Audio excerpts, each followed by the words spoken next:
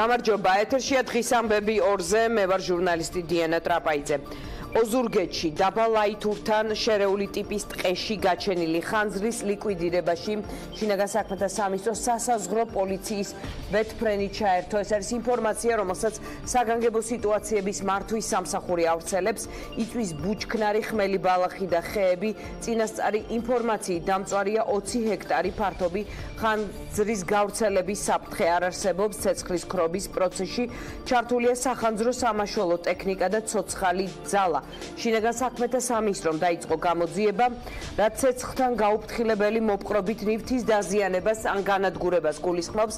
მე გეტყვით, რომ ეს საგანგებო სიტუაციების მართვის სამსახურის მიერ გავრცელებული ინფორმაცია, რამდენიმე ფოტო არსებობს, რომელსაც გურია ნიუსი ავრცელებს, თუმცა გამომდინარე იქედან, რომ ვეთფრენია ჩართული, ასევე 20 ჰექტარზეა საუბარი, შესაბამისად შესაძლებელია ვივარაუდოთ, რომ სერიოზულ ხანძართან გვაქვს საქმე. ზურაბ ნასარაია გურიის გუბერნატორი გვერდება ტელეფონით და ასევე ტელეპირველის გადამღების ჯგუფი მიემგზავრება გურიაში.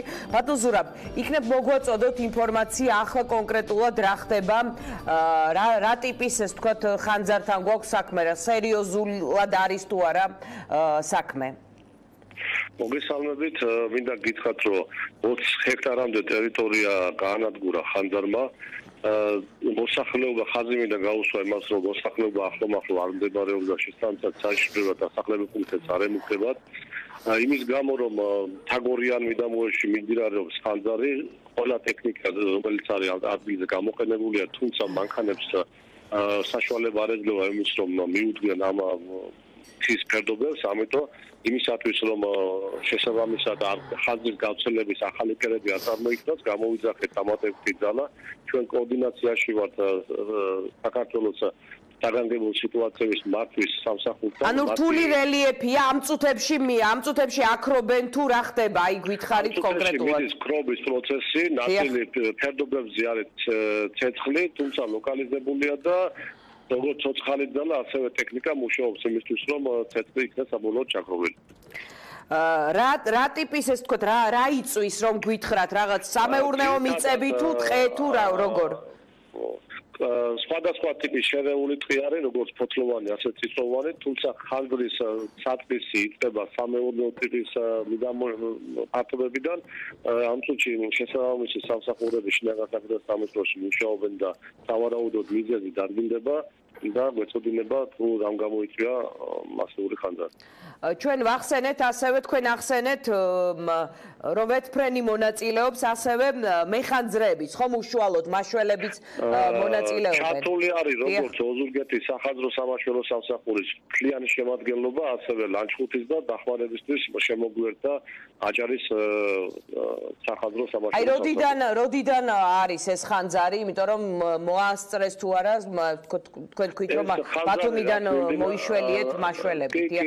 ეს ხანძარი მიმდინარეობს დაახლოებით იქნება 3-4 საათი და შესაბამისად აჭარა ჩვენთან ახლოს არის და მათი მაშველები ოპერატიულად ჩაერთონ ამ პროცესში. გასაგები, ანუ ფიქრობთ, რომ სიტუაციის სიმძიმე ისეთია, რომ შეიძლება დაგჭირდეთ კიდევ დახმარება? სიტუაცია არის მართვადი აბსოლუტურად, უბრალოდ ფერდები, სადაც მიუდგომელია და შეუძლებელი ავტომობილებით მიახლოება, ამისათვის ჩართული იქნა ვეთფრენები. დიდი მადლობა, ზურაბ ნასარაია გურიის გუბერნატორი საუბრობდა პირდაპირ ეთერში და ჩვენ მიშა ფეიქრიშვილს დაუკავშირდებით. ახლა საგანგებო სიტუაციების მართვის სამსახურს წარმოადგენს მიშა მედიასთან ურთიერთობის დარგში და ასევე მაყურებელს ვეთყვი, რომ ჩვენი გადამღები ჯგუფი მიემართება ახლა სწორედ გურიაში, რომ მთავარ გამოშვებებში ჩვენ უფრო ვრცელი მასალა გქონდეს. მიშა, რა ტიპის სამუშაოები მიმდინარეობს? ჩვენ ვესაუბრეთ გუბერნატორს, ის ამბობდა, რომ ვეთფრენი არის ჩართული და აი ჩვენთვის ვეთფრენი არის ნიშანი, რომ რაღაც უფრო სერიოზულთან გვაქვს საქმე, რომელსაც მაშველები ცოცხალი ძალა ვერ ყოფნის. დიახ, მოგესალმებით დიანა, მე უფრო იმედიანად ვარ ბოლო რამდენიმე წუთის განმავლობაში გამომდინარე იქიდან რომ ტყის მასივში ღია ცეცხლის კერები აღარ არსებობს, ვერტმფრენი ჩავსეთ და მივიდათ გადაწყვეტილება რომ ვერტმფრენი ჩართული იყო ცეცხლისწრობის პროცესში, თუმცა ეს არ ნიშნავს რომ ვითარება არის უკონტროლო ან ძალიან მძიმე, გამომდინარე იქიდან რომ უკვე ღამდება ერთის მხრივ, მეორეს მხრივ შესაძლოა გარკვეული დამატებითი კერები გაჩნდეს მოულოდნელად პრევენციის მიზნით ჩავსეთ ვერტმფრენი ბოლო რამდენიმე საათის განმავლობაში როგორც სახანძრო ტექნიკა ცოცხალი ძალაც მუშაობს ტყის მასივში, ეს არის შერეული ტიპის ტყე, სადაც იწვის როგორც ტყეები, ასევე ხმელი ბალახი, ბუჩქნარი, ასე რომ ამ ეტაპისთვის შემიძლია დარწმუნებით გითხრათ რომ არის მხოლოდ მიმდებარე ტერიტორიაზე ცეცხლის ძალიან მცირე კერები, არის დიდი კვამლი, თუმცა არ ნიშნავს ეს იმას, რომ შეიძლება მოხდეს ცეცხლის კიდევ სხვა ტერიტორიაზე გავრცელება. 20 ჰექტარია დამწვარი ამ დროის ინფორმაციით და ვარაუდობთ, რომ ეს ციფრი არ შეიცვლება ფართობი, გამომდინარე იქიდან, რომ ამ წუთებში ცოცხალი ძალის დამატებითი ძალები არიან მობილიზებულები შემთხვევის ადგილზე, ვერტმფრენი ჩვენ გამოვიხენეთ მხოლოდ და მხოლოდ პრევენციის მიზნით, გამომდინარე იქიდან, რომ არის ტყე, გამომდინარე იქიდან, რომ შესაძლოა იყოს ცეცხლის კერები მიწისქვეშ და როგორც სპეციალისტები ამბობენ, ცეცხლს ახასიათებს, რომ გარკვეული დროის შემდეგ შეიძლება მოხდეს მოულოდნელი აალება და მოულოდნელი ცეცხლის კერების გაჩენა. სწორედ ამიტომ იქნა შინაგან საქმეთა სამინისტროს სასაზღვრო პოლიციის ვერტმფრენი ჩართული აი ამ სამუშაოებში. მიშა, ჩვენ გვახსოვს, რომ იყო შემთხვევები, როდესაც ქვეყნის გარედან დაგვჭირდა დახმარება. ახლა ფიქრობ თუ არა, რომ ასეთი ტიპის დახმარება იქნება საჭირო? რომელიც ახლა თქვენ ახსენეთ, არის საკმაოდ დრამატული სცენარი, ბუნებრივია ამის შანსი არ არსებობს, ამის შანსი გარკვეულებს რომ არის ნოლი, რომ ჩვენ რაიმე ტიპის დახმარება დაგვჭირდეს არათუ მეზობელი ქვეყნებისგან, არამედ ჩვენი ქვეყნის სხვადასხვა რეგიონებიდან არსებული ძალა, რომელიც ახლა ცეცხლის ეპიცენტრშია მობილიზებული, აბსოლუტურად აკონტროლებს არსებულ ვითარებას. კიდევ ერთხელ გეტყვით, რომ ვერტმფრენი ჩართვა არ ნიშნავს იმას, რომ იქ არის ან უკონტროლო ვითარება, ან ცეცხლი ვრცელდება სწრაფად, ან რაიმე ტიპის განსაკუთრებულ გამოწვევასთან გვაქვს საქმე. ვერტმფრენი ეს არის ჩვენი მხრიდან პრევენცია იმისთვის, რომ თავიდან ავიცილოთ ახალი კერების გაჩენა ადგილზე. დიდი მადლობა მიშა ფეიქრიშვილს, ის საგანგებო სიტუაციების მართვის სამსახურს წარმოადგენს მედიასთან ურთიერთობის კუთხით. მადლობა კიდევ ერთხელ მას, მე დავემშვიდობები და მორიგი თემა, რომელზეც გვინდა ვისაუბროთ, სახელმწიფო ცერემონიების სასახლეში მისამართზე აბდუშელიშვილის პირველ ნომერში 1 საათში პრეზიდენტ სალომე ზურაბიშვილს მიღება აქვს. იგი საქართველოს დამოუკიდებლობის აღდგენის აქტის ხელმომწერებს სწორედ ამ მისამართზე. ამ მისამართზე კი ავლაბრის რეზიდენცია, რომელშიც შესვლაზეც სალომე ზურაბიშვილმა ჯერ კიდევ წინა საარჩევნო კამპანიისას თქვა უარი. ავლაბრის რეზიდენციაში დარჩენა იყო ის ერთ-ერთი პირველი მიზეზი, რის გამოც ყოფილი პრემიერი, ოცნების პირველი პრემიერი და პრეზიდენტი გიორგი მარგველაშვილი დაუპირისპირდნენ ერთმანეთს.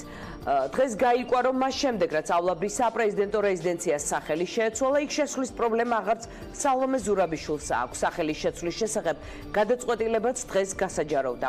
პრეზიდენტის პრეს-სპიკერის ინფორმაციით, ახალი სახელი ავლაბრის რეზიდენციას პრეზიდენტმა მთავრობის ხელმძღვანელობასთან და პარლამენტის თავმჯდომარესთან ერთად შეურჩია. განათლების მეცნიერებისა და კულტურის კომიტეტის თავმჯდომარე მარიამ ჯაშიკი გადაწყვეტილების შესახებ ჟურნალისტებისგან იგებს და არ იჯერებს, მისი თქმით, პრეზიდენტის ყოფილი რეზიდენცია საქართველოს კულტურის ეროვნულ სასახლედ უნდა გადაკეთდეს და ამ საკითხზე სამუშაო ჯგუფის პრეზენტაცია უახლოეს დღეებში გაიმართება. პრეზიდენტის ყოფილ რეზიდენციას ახალი ფუნქციაც სახელწოდების მიხედვით განუსაზღვრეს. დღეიდან და მომავალშიც აქ ოფიციალური ცერემონიები, მათ შორის ოფიციალური ვიზიტების დახვედრის ღონისძიებები გაიმართება.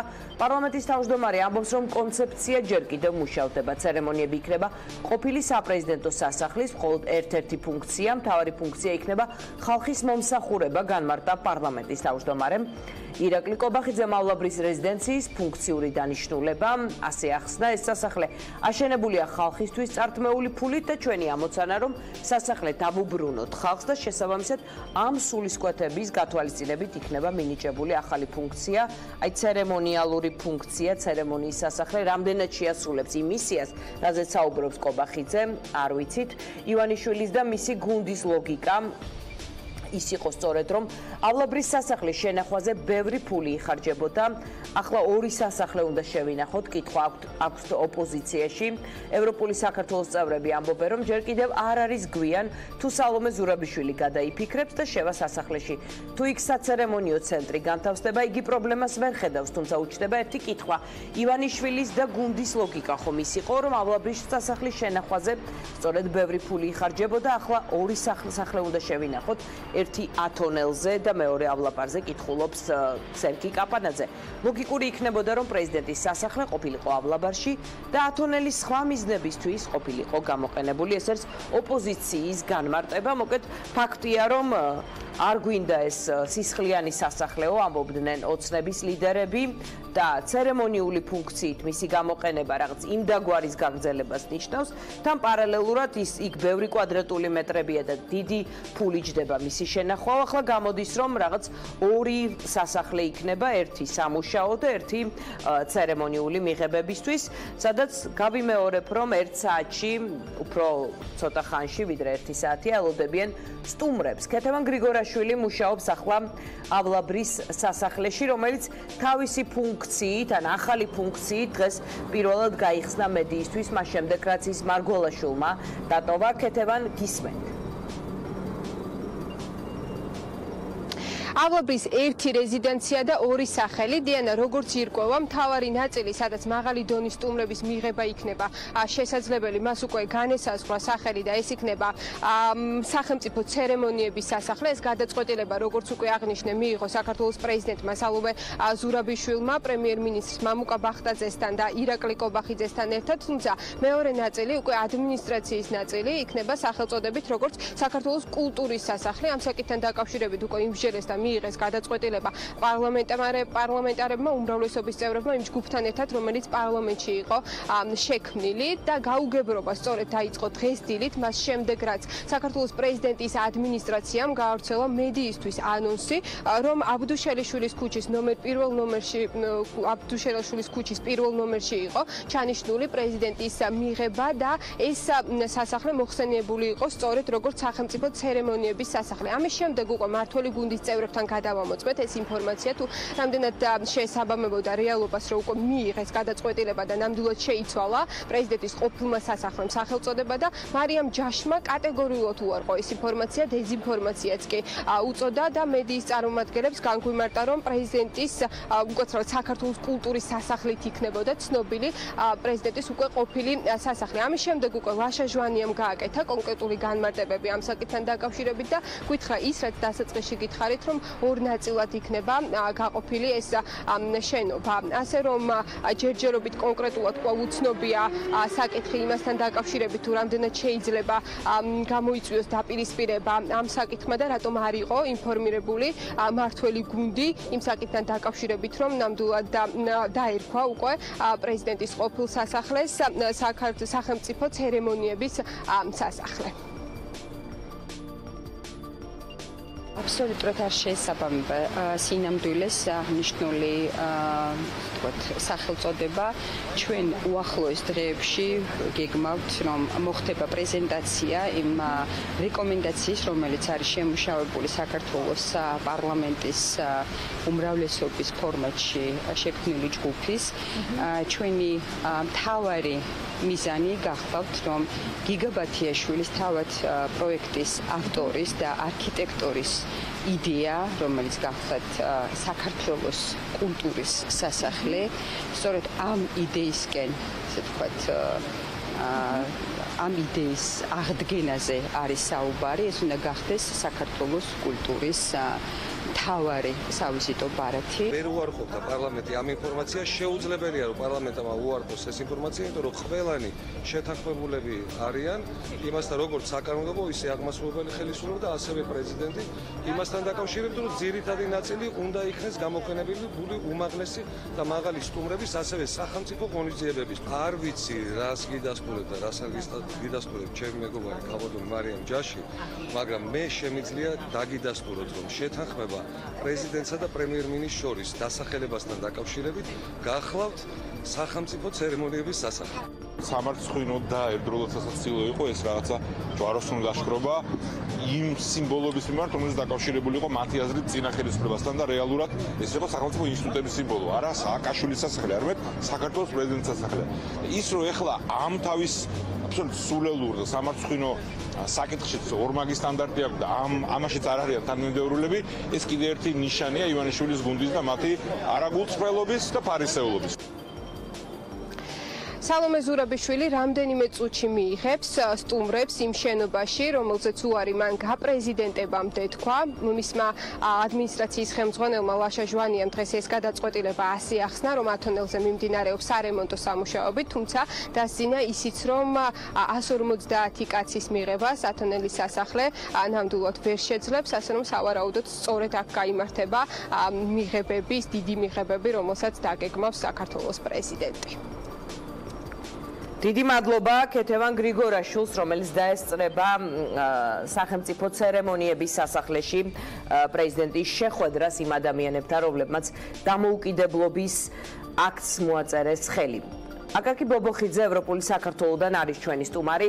მე მას მიესალმები. ბატონო აკაკი, ქართულ ოცნებას არ სურს ამ თემაზე საუბარი, თუმცა კომენტარებიდან, რომელიც მოვისმინეთ, დაგვრჩა შთაბეჭდილება, რომ მაგალითად მარიამ ჯაშმა ან კომისიამ, რომელსაც თითქოს უნდა განესაზღვრა სასახლის ბედი, სულ არ იცის რეალურად რა ტიპის გადაწყვეტილება იქნა მიღებული. ანუ თქვენ გონიათ, რომ ესეთი შთაბეჭდილება დაგვრჩათ თქვენც, რომ ეს ცერემონიებისთვის განკუთვნილი სასახლე იქნება.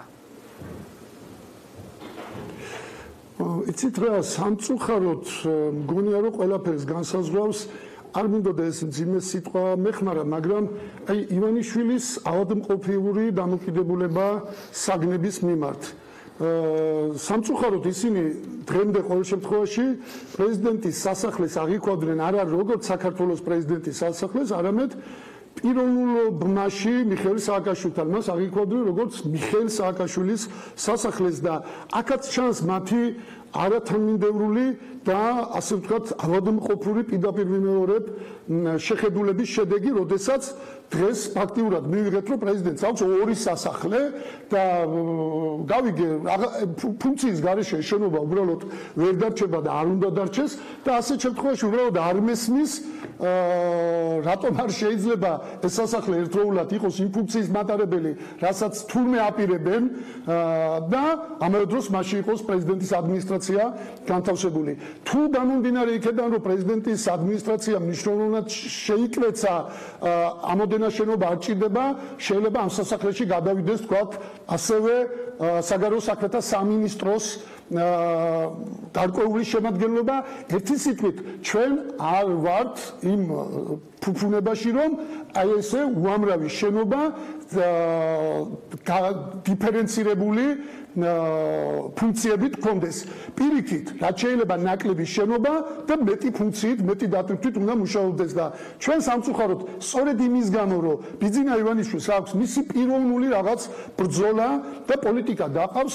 ხო, აი რას ებრძოლაში? აკაკი, თქვენ როგორ ახსენით? ბრძოლაში მიხეილ სააკაშვილის. თქვენ როგორ ახსენით? აი რა ბრძოლაა? თუ ეს სასახლე არ უნდა ყოფილიყო პრეზიდენტის ცერემონიების სასახლე, ნიშნავს, რომ ის იქნება პრეზიდენტისაც, პრემიერისაც და მათი იქნება.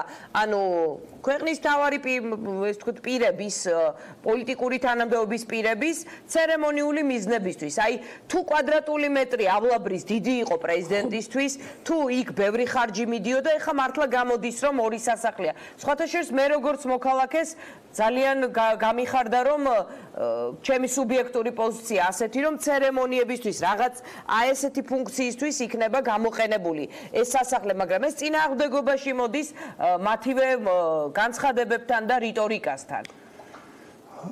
დიანა ეს ხო არ არის პირველი შემთხვევა. სწორედ აი ამ ავადმყოფური დამოკიდებულების გამო, როდესაც ხელისუფლების მემკვიდრეობითობას არცენ პატივს და ვერაცნობიერებ, რომ ხარ გინდა თუ არ გინდა ხარ გამგზელებელი წინა ხელისუფლების მიუხედავად იმისა, როგორ კონფლიქტშიც არ უნდა ყოფილიყავი წინა ხელისუფლებასთან და ოპოზიცია ყოველთვის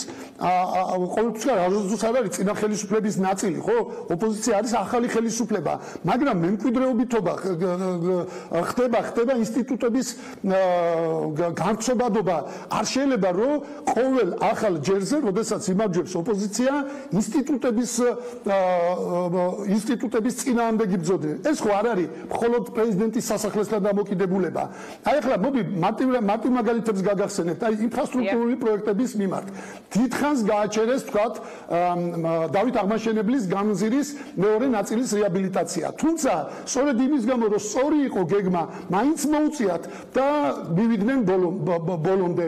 ძალიან დიდხანს გადაავადეს, აი ამითხოვ ზარალდებით, ძალიან დიდხანს გადაავადეს, თქვათ, ვაშლიჯვრის ესტაგადის მშენებლობა, მაგრამ საბოლოო ჯამში მისი გაკეთებაც მოუწიათ და ეხლა რამდენიმე თვეში დასრულდება. გადაავადეს ვეფხვი და მოყმესთან ხიდის მშენებლობა, იმიტომ რომ თურმე უგულავას პროექტი იყო, თუმცა ეხლა უკვე დაიწყეს. ანუ რისი თქმა მინდა, ეს ხო არ არის პირველი შემთხვევა, როდესაც ქართული ოცნება ებრძვის სიმბოლოებთან ბრძოლის საბაბით და განცდით, რომ პირადი ბრძოლა გამოცხადებული წარსულთან, პირადი ბრძოლა გამოცხადებული პიროვნებებთან, პირადი ბრძოლა გამოცხადებული პოლიტიკოსებთან და ამას არ უყურებენ როგორც ერთ მთლიან საარჩევნო ცირკს, ებრძვის წარსულის მემკვიდრეობას და ამის გამო ზავალდება ქვეყანა. აქაც ხო მეტი არაფერი არ იყო. რატო არ უნდა შესულიყვნენ თურმე იმ შენობაში? იმიტომ რომ თურმე ცოდვის შენობა იყო. მაგრამ ცოდვის შენობა პარლამენტის შენობა რო არის, ისე უნდა, ხო? პირდაპირ ჩვენი იუნკერების საფლავზე დგას, ხო?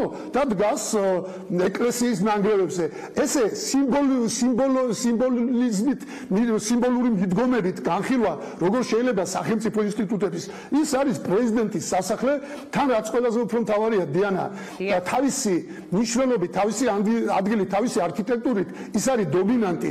აი ახლა ჩემს ახალგაზრდობაში ვთქვათ, რამდენიმე თბილისისთვის მახასიათებელი შენობა იყო. იყო ერთ-ერთი ვთქვათ ივერია, რამდენიმე ობიექტია, რომელიც ქმნის გარემოს და ორიენტირს, ესე ვთქვათ, ქართლის დედა, ფუნიკულიორი, იყო თავის დროზე ივერია, უკვე აღარ არის და კარგია რომ უკვე სხვა შენობები გაჩნდა. მე მართლა მიჩნდება, განცდა რომ ორი შენობაა კიდე ერთმანეთის მსგავსი, ერთი სოლოლაკში ბიძინა ივანიშვილის სასახლე, რომელიც დომინირებს რაღაცნაირად გარემოზე და უფრო მეტიც ბიძინა ივანიშვილი პანორამა თბილისის მთელი უსერიოზულესი პროექტის და ძალიან მსხვილი პროექტის გავრცელებას აპირებს სწორედ აი ამ მისი სასახლის ირგვლივ და მოდი ვაღიაროთ, რომ ერთ-ერთი თვალსაცემი, ესე ვთქვათ, საორიენტირო შენობად იქცა პრეზიდენტის სასახლე და აი განცდა მიჩნდება მართლა რომ ბიძინა ივანიშვილი ამასაც ვერ ეგუება, რომ არის სახელმწიფო ინსტიტუტის სიმბოლო და მოდი ნუ დავმალოთ პატარა ქვეყნებში მით უმეტეს. მისთვის თავარი იყო რომ ეს პრეზიდენტის სასახლე არ ყოფილიყო, იმიტომ რომ დღეს ის გამოსყენებად იქნება მისთვის თავარი იყო რომ სახელმწიფო მისთვის თავარი დღეს იქ და გამართავს მიღებას. მისთვის თავარი არის რომ არ დომინირებდეს სახელმწიფო ინსტიტუტები და სახელმწიფო ინსტიტუტების სიმბოლოები. ამ კონკრეტულ სიტუაციაში თქვათ პრეზიდენტის სასახლე. და პირობითად ვამბობ, ხვალდაზე თქვათ თუ პრემიერი გადავა, ალბათ ამასაც ვერ შეეგუება ბიძინა ივანიშვილი, იმიტომ რომ კიდევ ერთხელ ვამბობ, თავისთავად ეს სასახლე ანიჭებს განსხვავებულ მნიშვნელობას თავისი არქიტექტურიდან, თავისი ადგილმდებარეობიდან გამომდინარე, მაინც ძენს განსხვავებულ მნიშვნელობას იმ ინსტიტუტს, რომელიც შიგ განთავსდება, იმიტომ რომ თბილისის ნებისმიერი კუთხიდან თვალში საჩემად ჩანს და პირველი რაც ებადება თქვა ადამიანს გონებაში არის ის, რომ ვისია ეს შენობა და ავტომატურად ითვლება, რომ ის ინსტიტუტი, რომელიც არის ამ შენობაში განთავსებული, რაღაცით არის მნიშვნელოვანი ქვეყნისათვის და როგორც ჩანს პირველ რიგში ამას ვერ ეგუება ბიძინა ივანიშვილი, მაგრამ ვიმეორებ ლოგიკის წინააღმდეგ წასვლა შეიძლება გარკვეული დროით, მაგრამ არა მუდმივად და ეს არ არის მარტო ამ სასახლესთან დაკავშირებით. სასახლესთან დაკავშირებით და ზუსტად იგივე მოუვა, რაც იმეორებ ჩემს მიერ თქვა ზემოთ ჩამოთვლილ პროექტებთან დაკავშირებით მოვიდა ოცნებას. ასევე აგრძელებენ და აჭიანურებენ თქვა თბილისის შემოვლით გზასაც. მასზე დაბრუნებაც მოუწევს. ისე როგორც ანაკლიას აჭინაურებდნენ და მაინც მოუწიათ დაბრუნება. აი იგივე პროცესი მიდის, ოღონდ ეს ყველაფერი ხდება სახელმწიფო ბიუჯეტის ხარჯზე. ორ სასახლეს ვინახავთ დღეს. ორ სასახლეს, ერთს უფუნქციოთ და მეორეს, არ ვიცი რა ფუნქციით, სალომე ზურაბიშვილი აფუნქცია შეძლეს, მაგრამ ფაქტია, რომ დღეს ვინახავთ ერთის მაგივრად ორ სასახლეს. დიდი მადლობა აკაკი ბობოხიძეს, რომელიცთან ერთად ჩვენ საუბრობდით ავლაბრის რეზიდენციაზე, რომელსაც პრეზიდენტმა ცერემონიების სასახლე უწოდა, მაშინ როდესაც პარლამენტის კულტურის და განათლების კომიტეტის თავმჯდომარე ამბობს, რომ თითქოს 5 კაციან კომისიას უნდა გადაეწყვიტა მისი სამომავლო ფუნქცია. ჩვენ ვიდრე სარეკლამო პაუზა გვექნება ეთერში, ვნახოთ კადრები, რომელიც ვრცელდება, სადაც გურიის ხანძარია ასახული და ეს სამაშველო სამსახურის მუშაობა გაგიმეორებთ ლაითურთან 20 ჰექტარი იწვის.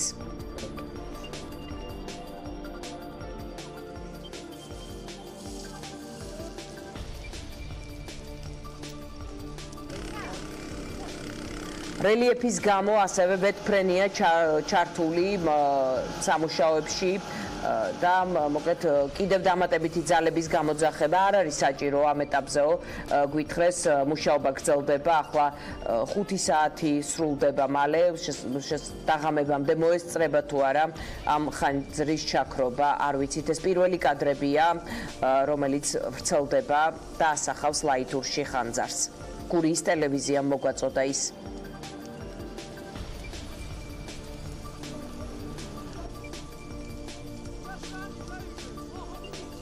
მოსახლეობა ძალიან ავღერდით და ძალიან გთხოვთ რომ მოგვაქციონ ყურადღება რომ მოსახლეობასთან არ ამოვიდეს ცეცხლი. საღამომდეს რომ მორჩეს. რა თქმა უნდა გვეშინია ყველაზე პირველი მოსახლე ჩვენ. დაბა ლაითურის მიდამოებში ტყის მასივს გაუჩნდა ხანძარი, ძირითადად არის წიწვოვანი ხეები, რომელიც განადგურდა, რამოდენიმე ჰექტარზე გავრცელდა ხანძარი, თუმცა ცეცხლი იქნა ლოკალიზებული, მაგრამ ამ წუთებში ისევ გაჩნდა ახალი კერები, რომელთაც წინააღმდეგ მედის ბრძოლა. უკვე მიმდინარეობს ხანძრის ჩაქრობა, არის მობილიზაცია, ლანჩხუთიდან შეკვეთილიდან გამხარე ჯგუფებმა უკვე მოვიდნენ და რა თქმა უნდა ეს საგაზაფხულო სამუშაოებს ემთხვევა ასეთი ხანძარი ხშირია, მაგრამ თავარისაა რომ მთელი სოფელი მობილიზებულია და ეს იყო გურიის ტელევიზიის მიერ მოწოდებული კადრები ხანძრის შესახებ, რომელიც ლაითურში გავრცელდა 20 ჰექტარზე მეტია დამწვარი და ეხლა სწორედ მიდის სამუშაოები, რომ ხანძარი ჩააქრონ. რეკლამის შემდეგ ჩვენ დღევანდელ დღეზე და მის მნიშვნელობაზე ვისაუბრებთ. კიდევ ერთხელ ჩვენი სტუმრები იქნებიან ირაკლი წერეთელი, ირაკლი ბათიაშვილი.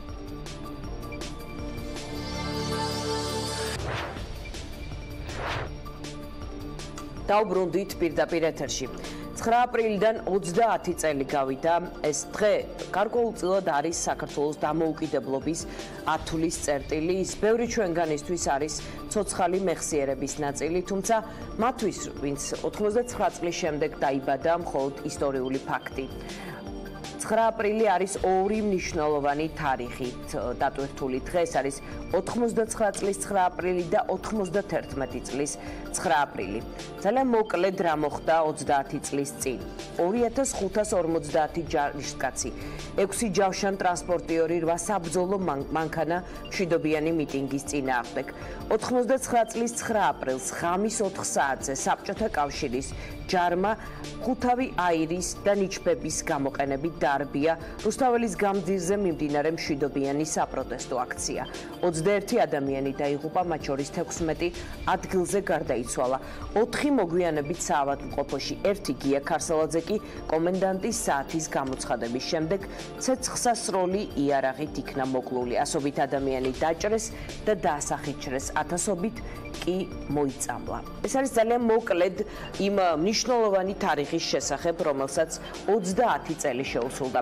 ჩვენი სტუმრები არიან ირაკლი ბათიაშვილი, ირაკლი წერეთელი, ვიწყებთ ირაკლი ბათიაშვილთან საუბრით. ბატონ ირაკლი, მოგესალმებით, მადლობა რომ პასუხობთ ჩვენს კითხვებს. თქვენ 20 დაგემშვიდობებით, შემდეგ უკვე გადავალთ ირაკლი წერეთელზე. თქვენი აზრით, რა ტიპის თარიღია ეს? იმიტომ რომ დღეს ბევრი ვისაუბრეთ, სხვათა შორის 2 საათზე გამოშვებაში ჩვენ საუბრობდით 9 აპრილის შესახებ, სადაც ითქვა, რომ ტრაგედიაც არის და რაღაც ახალი ისტორიული მიჯნაც დამოუკიდებელი საქართველოს ცხოვრებაში. მოგესალმებით, მივესალმები ჩემ მეგობარს ირაკლი წერეთელს, ძალიან გამეხარდა მისი ნახვა, მინდა გითხრათ. და უპირველეს ყოვლისა აღნიშნავ ერთ რამეს, რომ რაც დრო გავა, მით უფრო მეტად მოხდება 9 აპრილის 1989 წლის 9 აპრილის და შემდგომ 1991 წლის 9 აპრილის განსაკუთრებული ისტორიული მნიშვნელობის აღქმა და დაფასება. ეს არის ნამდვილად საქართველოს უახლეს ისტორიაში შემოbrunების წერტილი, შემოbrunების პუნქტი და როდესაც არის, რა თქმა უნდა, მავანი, ვინც ცდილობენ წარმოაჩინონ და განსაკუთრებით წარსულში ქონდა უახლოეს წარსულში ამას ადგილი და სურდათ წარმოეჩინათ, რომ 9 აპრილი იყო მხოლოდ ტრაგედია. ეს თავიდან სხვათა შორის თითო საბჭოთა ხელისუფლებიდან მოდიოდა ეს ტენდენცია, მაშინ როცა ეს მოხდა, რომ 9 აპრილი წარმოეჩინათ მხოლოდ როგორც ტრაგედია. მე მინდა ხაზი გაუსვა ერთ რამეს. რა თქმა უნდა, 1989 წლის 9 აპრილი დაკავშირებული იყო დიდ ტრაგედიასთან. ეს თავისთავად ცხადდება, რომ ჩვენი თანამემამულეების წმინდა სისხლი დაიღვარა იქ. მაგრამ ტრაგედიასთან ერთად 9 აპრილი 89 წლის ეს იყო ქართველი ერის, ქართველი ხალხის უდიდესი მორალურ-პოლიტიკური გამარჯვება. ის ამ სწორედ 9 აპრილიდან მოყოლებული შეუქცევადი გახდა ის პროცესი, რასაც ერქვა ჩვენი სვლა დამოუკიდებლობისაკენ. სწორედ ამ დღემ ამცნო მთელ მსოფლიოს სადაც საქართველოს უმეტეს ქვეყნებში მე წესიათ არც იცოდნენ ესეთი რამე თუ არსებობდა და ამ კადრებმა აი როცა იქ ძიმე ტექნიკა შემოდის და ხალხი როგორ ხვდება ამ კადრებმა შემოიარა მთელი მსოფლიო და ცნობილი გახდა რომელსაც ჰქონდა უზარმაზარი რეზონანსი და ყველასთვის უკვე გახდა ცნობილი რომ საქართველოში ქართველი ხალხს ჰქონდა თავისი სახელმწიფოებრიობა და ეხლა იბრძვის ამ სახელმწიფოებრიობის აღდგენისათვის და მესამე ამაზე არის საუბარი სწორედ რომ აი სხვა ქვეყნებმა ხომ მოიპოვეს საბჭოთა კავშირის სხვა რესპუბლიკებმა თავისით მოვიდოდა ეს რაღაც კანონზომიერება იყო და ამისთვის ღირდა თუ არა და ასე შემდეგ და მესამე მინდა გაუსვა ხაზი ეს არის ის უზარმაზარი კონსოლიდაცია ერის ის განუმეორებელი დღეები ესეთი მთლიანობა, ესეთი ერთიანობა, ესეთი ერთსულოვნება ნამდვილად არ ახსოვს ჩვენ ისტორიას, როგორც მოიტანა სწორედ 9 აპრილის აი ამ უზარმაზარმა მართლაც და ქართველი ხალხის მორალურ-პოლიტიკურმა გამარჯვებამ. რაც ეხება ლაპარაკს იმის თაობაზე, რომ თავისთავად ხო საბჭოთა იმპერია დაინგრევა და ეს არის ძალიან გულუბრყვილო ისტორიულ პროცესებში ჩაუხედავი ადამიანების საუბარი. არაფერი ისტორიაში თავისთავად არ ხდება თუ ადამიანებმა ხელი არ გაანძრიეს, არც ერთი რევოლუცია, არც ერთი დიდი ცვლილება, არც ერთი დიდი ეროვნულ განმათავისუფლებელი პროცესი თავისთავად ეს ბუნებაში ხდება, რომ ხიდან ვაშლი მოწყდება და გრავიტაციის ძალით დავარდება მიწაზე, იმას არ ჭირდება ადამიანური ხელის ჩარევა, მაგრამ რაც ეხება ისტორიას, იქ სწორედ ადამიანური ძალისხმევა არის აუცილებელი. ჩვენ ვიყავით ერთ-ერთი უმნიშვნელოვანესი ფაქტორი ჩვენი ძალისხმევა რა თქმა უნდა სხვა უამრავ ფაქტორებთან ერთად იმ დიდი პროცესისა, რასაც ერქვა საბჭოთა ტოტალიტარული იმპერიის მსხრევა და იმ ბრძოლისა, რომელმაც ჩვენ მოგვიტანა სწორედ საქართველოს დამოუკიდებლობა. აი ეს უნდა ყველამ კარგად გაიაზროს. ეს თარიღი იყო უდაოდ ძალიან მნიშვნელოვანი თარიღი და არა მხოლოდ ტრაგედია, ანა როგორც თქვენც ამბობთ და ბევრმა თქვა სხვათა შორის ამ სტუდიაში. შემდეგ აი რამდენად იქნა გამოყენებული, შეიძლება ცოტა ვთქვათ ისეთი კითხვა არაკონკრეტული, მაგრამ აი ეს ენერგია, ის კონსოლიდაცია, რომელიც ახსენეთ, აი ამ დღის მნიშვნელობა მე რამდენად გადაყვა დამოუკიდებელი საქართველოს ცხოვრებას უკვე 30 წლიანს. რა თქმა უნდა, მე სამწუხაროდ, ხა მე 9 აპრილის მერე სკაიხნის განმავლობაში ეროვნულ განმათავისუფლებელი მოძრაობა ვითარდებოდა, მიდიოდა სწორი გზით, ძლიერდებოდა, სულ უფრო და უფრო მასობრივ და შეუქცევად ხასიათს იღებდა. მაშინ ეს 99 წლის 9 აპრილი კრემლმა და უშიშროების კომიტეტმა გათვალა რაზე ეს სისხლიანი ანგარიშწორება. მათი გათვლა იყო იმაზე თავიდან ბოლომდე, რომ ამ სისხლიანი დარბევით დათგუნავდნენ და დააშინებდნენ ქართველ ხალხს. და პლუს მოახდენდნენ ლიდერების სრულ დისკრედიტაციას და მიიღეს სრულიად საპირისპირო ეფექტი. პირიქით, ქართველი ხალხი აღინთო საოცარი, ესე ვთქვათ, კონსოლიდაციით, გაძლიერდა ეროვნული მოძრაობა, ლიდერების დისკრედიტაცია ვერ მოახერხეს მათ. მე მინდა გითხრათ, რომ 9 აპრილის ესე ვთქვათ, ამ უზარმაზარი აქციის და ეს არ იყო მხოლოდ საპროტესტო აქცია, რომელიც რუსთაველის გამზირზე მიდიოდა, ეს იყო დაუმორჩილებლობის პროცესი. აი, ბევრს გონია, რომ ეს იყო მხოლოდ რაღაც მიტინგი რუსთაველის, არა, 9 აპრილის იმ დღეებში, აი რაც 4 აპრილიდან დაიწყო მთელი პროცესი. ეს იყო ეროვნული დაუმორჩილებლობის პროცესი, როცა შეიქმნა პლუს ერთიანი საგაფიცო კომიტეტი და მთელი საქართველოს მასშტაბით დაიწყო მასიური, ესე ვთქვათ, გაფიცვა. აი ამ პროცესმა შეაშინა სწორედ კრემლი. მიხვდა, რომ დაუმორჩილებლობის პროცესმა მიიღო, ესე ვთქვათ, შეუქცევადი ხასიათი. მე მინდა გითხრათ, რომ ჩვენ ვიყავით სწორედ 5 ადამიანი აი ამ მთელი, ესე ვთქვათ, პროცესის ორგანიზატორები, სვიად გამსახურდია, მერაბ კოსტავა, გიორგი ჭანტურია, ირაკლი წერეთელი და მე, ჩვენ მივეცით ამ აქციას სავსებით შეგნებულად, გააზრებულად ის მიმართულება, რომელიც მას ჰქონდა, იმიტომ რომ თავიდან ეს იცით აფხაზეთის ამბებთან დაკავშირებით დაიწყო, მაგრამ თავიდან იყო მხოლოდ აფხაზეთთან დაკავშირებული ლოზუნგები. და ჩვენ მივხვდით, რომ თუ ესე წავიდოდა ეს პროცესი და ეს იყო კრემლის გეგმაში იყო, რომ მოეხდინა საქართველოს ყარაბაღისაცია. წარმოეჩინა, რომ საქართველოში მიდის არა ბრძოლა დამოუკიდებლობისთვის, არამედ როგორც ყარაბაღში იყო, ქართველები ებრძვიან ვითომდაც აფხაზებს, აფხაზები ებრძვიან ქართველებს, აქ არის ეთნო კონფლიქტი და მაშინ სწორედ აქედან გამომდინარე ჩვენ წინა პლანზე წამოვწიეთ ის ლოზუნგები, რომელიც მიმართული იყო საბჭოთა იმპერიის წინააღმდეგ, ძალიან მძაფრადაც ძირს რუსეთის დამპალი იმპერია, აი ესეთი ლოზუნგი იყო და მოვითხოვთ საქართველოს დამოუკიდებლობას და აი სწორედ ამ მომენტიდან იძაბება სიტუაცია, წვავდება კი, მანამდე არ იყო ესეთი გამწვავებული დამოკიდებულება საბჭოთა ხელისუფლების მხრიდან. კი, ჩვენ მივიღეთ აი ეს უმძიმესი შეტაკება მაშინ საბჭოთა საოკუპაციო ჯარებთან და საბჭოთა ხელისუფლებასთან, მაგრამ პოლიტიკურად ჩვენ დავრჩით გამარჯვებული. და მე მინდა გითხრათ, რომ ხალხი მზად იყო, ესე ვთქვათ, თავდანწირისათვის. მე თვითონ იმ ღამეს ვიყავით სწორედ ამაზრით გამშვალული, რომ მზად ვიყავი სიკვდილისათვის და მე ამიღეს პირდაპირ მკვდრებიდან. მე ვიცოდი, რომ მე უკან დახევის უფლება არ მქონდა. როდესაც დაარბიეს, მე მკვდრებში ვიყავი დალაგებული და ჩემმა მეგობარმა მედპუნქტის უფროსად მიშა კრიხელმა სწორედ იმ მკვდრებიდან ამიღო და პატარა პულსი მქონდა დარჩენილი, გამომაცოცხლა. ანუ ეს იყო საერთო განწყობა, უნდა ვიცოდეთ, ეს იყო ტოლფასი, ოღონდ მშვიდობიანი ხელებით დიდი ბრძოლის. აი რა ბრძოლებიც ქართველ ხალხს აქვს გადატანილი თავისი დამოუკიდებლობა. დიდი მადლობა ირაკლი ბათიაშვილს, იმ დროინდელი პროცესების მონაწილეს. ირაკლი წერეთელთან გადავდივართ. ძალიან დიდი მადლობა, რომ პასუხობთ ჩვენ შეკითხვებს. ყოველ წელს თუ არა რაღაც 4 წელიწადში ერთხელ მაინც პოლიტიკური ელიტა იცვლება ამ ქვეყანაში, მაგრამ ისინი ყოველთვის მიდიან ხოლმე აი მემორიალთან ყვავილებით, ეს უცვლელი, ეს ვთქვათ, ტრაექტორია ამ ლიდერების 9 აპრილს. არ იცვლებით თქვენ იმ დღეების მონაწილე, რომელიც ასევე ყოველ 9 აპრილს მიდიხართ ხოლმე რუსთაველის გამზირზე. თქვენ იმ აქციების წამყვანი სპიკერი იყავით. დღეს როგორ უყურებთ და როგორ აფასებთ გარდა აი ამ რაღაც რიტუალისა, რომელიც აქვთ თანამედროვე პოლიტიკოსებს, საზოგადოებამ რა უნდა იცოდეს იმ თარიღის მნიშვნელობაზე?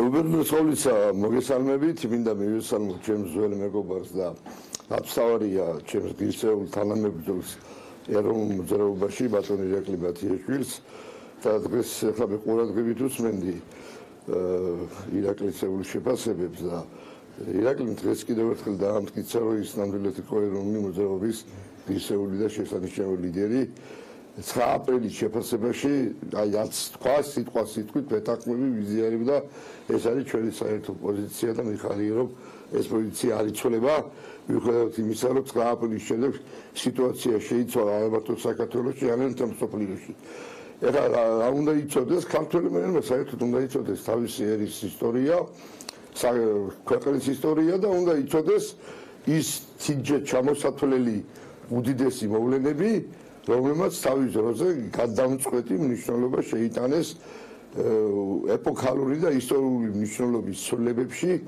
უარესობიდან უკეთესობისკენ. რა თქმა უნდა, აქ არ იქონია ლაპარაკი 9 აპრილზე. 9 აპრილი ნამდვილად არის ტრაგედია, იმიტომ რომ ეს დაკავშირებული არის სულ ცოტა 22 ადამიანის სიკვდილთან. და ერთი ადამიანის სიკვდილის ტრაგედია, მაგრამ საერთოდ ირაკლი ფილოსოფოსიც არის პარალელურად იმისა, რომ პოლიტიკოსია. მოვლენები საერთოდ ფასდება თავისი მასშტაბებისა და შედეგებიდან გამომდინარე. და ისტორიაში ასია მიღებული არა მარტო პოლიტიკაში, ხელოვნებაში, რომ დიდია ყველაფერი და ყოველი ის, ვისაც მოაქვს ცვლილებები უკეთესობისაკენ და გავიხსენოთ რა იყო 9 აპრილამდე საქართველო და რა გახდა საქართველო 9 აპრილის შემდეგ და ცვლილება არის აშკარად უკეთესობისკენ და ამიტომ 9 აპრილი არის ტრაგედია, რა თქმა უნდა, რომელიც თავისუფლების წუღრუბავარი გამარჯვების ზარზე იმათ შემოუწევდა. ანუ თქვენ დიდ დროში საქართველოს 30 წლიან ისტორიას თუ ასე ავთვლით 9 აპრილიდან 99 წლის უყურებთ როგორც პროგრესის ისტორიას, ხომ ასე გავიგე? რა თქმა უნდა, იმიტომ რომ 30 წლის მანძილზე საქართველოში მოხდა ბევრი ტრაგიკული მოვლენა და მოხდა ბევრი ისეთი რამდენად გზაც ხდება, რომელიც ჯობია რომ არ ხდებოდეს, მაგრამ უნდა შევადაროთ ერთმანეთს, რაც ცუდი მოხდა საქართველოში ის მეტია, თუ რაც კარგი მოხდა და თვითონ ის ფაქტი რომ საქართველო აღარ არის სხვა სახელმწიფოს ადმინისტრაციული ტერიტორიული ნაწილი, რომ დღეს საქართველო არის სრულუფლებიანი დამოუკიდებელი სახელმწიფო, რომ დღეს მთელი მსოფლიო საქართველოს მოგზაურობით ელაპარაკება როგორც დამოუკიდებელი სახელმწიფოს, ეს გაცილებით უფრო დიდი სიკეთეა, ვიდრე ყველაფერი ის ცუდი, რაც საქართველოს მთელი ამ ხნის მანძილზე განიცადა. გარდა ამისა, ერთ რამესაც გამოვხდეთ, გვერდება რომ 9 აპრილი იყო მსოფლიო მასშტაბის მოვლენა, იმიტომ რომ პირველად სწორედ 9 აპრილის ეროვნული დაუმორჩილებლობის დღეებში მთელ მსოფლიოში განცხადდა იდეა, სწორუპოვარი იდეა ნატოს აღმოსავლეთით გაფართოების შესახებ. თვით ამერიკის შეერთებულ შტატებში, არც ევროპაში, არც ბალტიისპირეთში ნატოს გაფართოებაზე კი არა, არავინ არ ლაპარაკობდა, არც ესე იგი საბჭოთა კავშირის დაშლაზე. ეს გამოვიდა ყურიდან. არავინ არ ლაპარაკობდა არც აღმოსავლეთ ევროპის. თქვენ ერთ-ერთი პირველი იყავით, ვინც ახსენებდით ნატოს აი ამ აქციების დროს.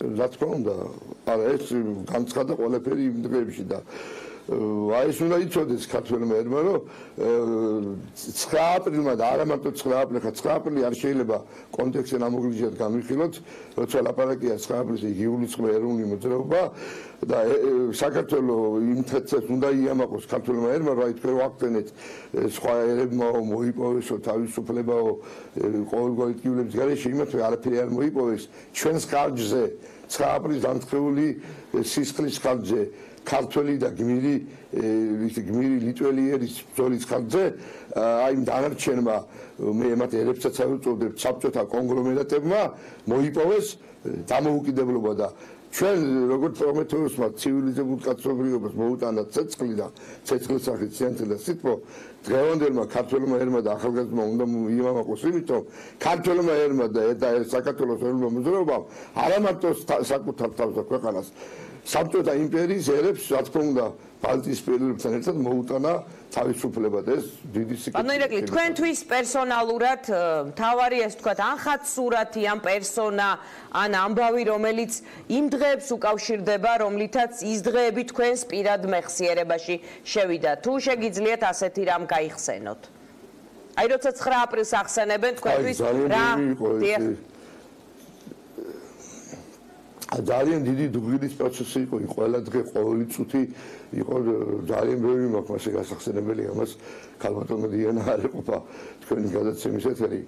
თავარი ის მინდა გავიხსენო, რომ ჩვენ დიდი სიცხვილის ჭაობიდან გამოვიყვანეთ საქართველოს, როდესაც მოხსენით აფხაზეთის საკითხზე არსებული მოთხოვნები და მაღლა აბწიეთ თავისუფლების და დამოუკიდებლობის დროშა. რატომ იცი რომ მაშინ მოიხსენებათ უკვე დაწყებული იყო ეგრეთ წოდებული განდაქმნის პროცესი და მთელი ცივილიზებული მსოფლიო როიტყვიან გამადიდებელი შუში დაკვირდებოდა და რაკდებოდა საბჭოთა იმპერიაში და წარმოედგინე ამ ხელა სიცხვილი იქნებოდა რომ უცხო სახელმწიფოს მიერ დაპყრობილი ერი არის თავისი ქვეყნის თავისუფლებისათვის დამოუკიდებლობისათვის და თავისი უფრო მცირერიცხოვან პატარა რაღაცა ერის მსგავს კონგლომერატს აფხაზებს და აფსუებს უპირისპირდება და ის ფაქტი რომ საქართველოს მოხსნა აფხაზეთის საკითხი და მაღლაცია ეროვნული თავისუფლების დამოუკიდებლობის დროშა თავისი მოთხოვნებით ეს ამაზე იყო კამათი და მახსოვს ირაკლი ბათიაშვილი როგორ აქტიურად იდგა ჩვენს გვერდში იმ ლიდერებთან ერთად რომელსაც არ უნდათ დამოუკიდებლობის მოთხოვნის შემოტანა. დიდი მადლობა. გავიხსენო ის წუთები, როდესაც მოგვიახლოვდა საოკუპაციო ჯარები, იქ იდგა მერაკოსტავა, იქ იდგა ირაკლი ბათიაშვილი, ვიზუალურად გამოსახულია, იქ იდგა პატრიარქი და ჩვენ ეს წუთებიც არის ძალიან ამაღლებელი და გაუტეხლობა ეგოც ირაკლი და ესეთი შემართული, ესეთი გაემტლიანებული, ესეთი სიყვარულით აღწევს ქართველი ერი, რომელიც იყო 9 აპრილიდან მთელი 2 წელიწადი მე ვინატარებდი რომ ეს საყოველთაო ეროვნული ერთიანობის, ეროვნული შემართების და ეროვნული სიყვარულის ჟამი, ნეტარი ჟამი ისე დაბრუნებული იყო საქართველოში. დიდი მადლობა ირაკლი წერეთელს, ჩვენ საუბრობდით 9 აპრილზე და ამ თარიღის მნიშვნელობაზე. დღის ამბები ამით დასრულებულია. თქვენ ცოტა ხანში გელოდებათ TV1-ის საინფორმაციო გამოშვება 5 საათზე. საღამოს ინგა გრიგოლიას რეაქცია კიდევ უფრო გვიან ღამით ნინო ჟიჟილაშვილის და რატი ამაღლობელის ღამის ამბები. ჩვენ ხვალ დღის ამბებში შევხვდებით ერთმანეთს. ნახვამდის.